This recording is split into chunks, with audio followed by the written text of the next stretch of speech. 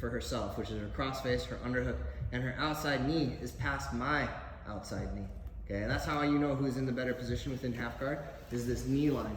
Okay, even if she was here, if I'm able to free my knee line and put my knee in front of her, now I have offensive options again because I have leverage, right? So her goal is to get past my bottom knee with her knee. That creates perpendicular pressure for her to hold me down in half guard. Okay, so we're gonna talk about.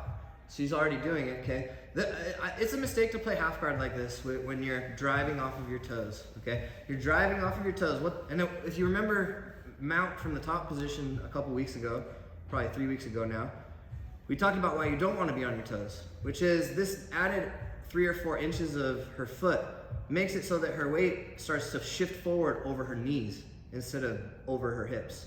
She wants her weight over her hips because now she's controlling this side of my body, okay? If she starts to drive off of her toes to keep me flat, now her weight just shifted forward over her knee line, and I can start to off balance her now towards her head, okay? So obviously I could still do the other things, and the way that we've done it, so let's go back down to your toes. So the way that we've gotten to the advantage within half guard in the past, and this is still a great method, I don't want you guys to forget about this because this is the method that I still use, but we need some other tools as well, okay? So the method that we've done in the past is alleviating pressure on the crossface.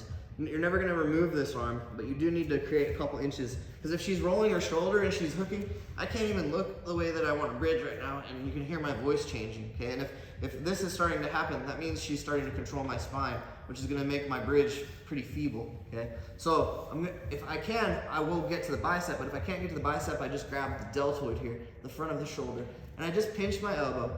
All I do is pinch my elbow to open up her shoulder again, and that makes it so that I can face the direction that I need to be able to bridge. Oftentimes, if you're looking at this person, you're blocking your own way out, okay? If I want to go this direction, I need to be looking that direction first, okay? Now, I take my outside foot off. Remember, you can triangle, but it's not very offensive. You're really holding on in this position, okay? And I still triangle, but I use it briefly, just to slow the pace down, just to solidify the position. Like if I just escape side control, I like to use triangling my legs to stabilize the position and establish the fact that I recovered half guard from side control. Once I've done that though, I'm gonna start transitioning back to stepping on my own ankle and lifting my hip off the ground so that I'm basically stapling her leg that's within my half guard to the ground.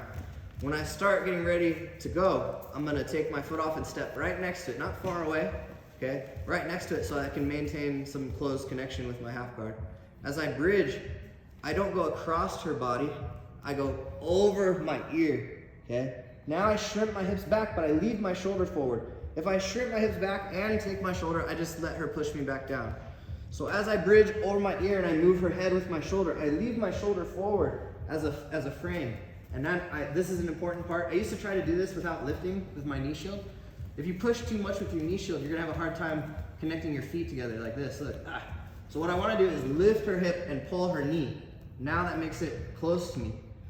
Okay, let's say she's connecting her hands together and she's still trying to smash me here, okay? I will never, if this is happening, I'll never be able to put my frame in underneath her chin, like, I can't. This is a crappy way to try to make a frame because your arm doesn't work very well like this, okay? So look, I keep my shoulder rolled forward, just activating my shoulder. It's not like I'm trying to blast her, I'm just rolling my shoulder forward. I bring my hand in front of my forehead and I use my spine to put my frame in between us. Not only that, it's stronger, not only that, it's rude because it's like cheese grating down the bridge of their nose, right? Now, I can't just push her off with one frame, but now that I have a little bit of tension with my top frame, I can bring my hand in on her armpit. I don't need to be pushing with my palm out. I just need to connect my hands together so that I can start to stretch and break her hands apart. We always want to try to come up to our elbow here and create the distance. So now, this is the way that we've gotten to the dogfight in the past. This is a great position for me to be in half guard. If she's pressuring into me, that's when I want to use the dogfight. If she starts to recognize that things are getting away from her and she needs to change things, and she'll start to posture backwards, that's when I want to start looking for my closed guard transitions to free my bottom leg and start going back to better guards. Or open guards, I don't have to go back to closed guard.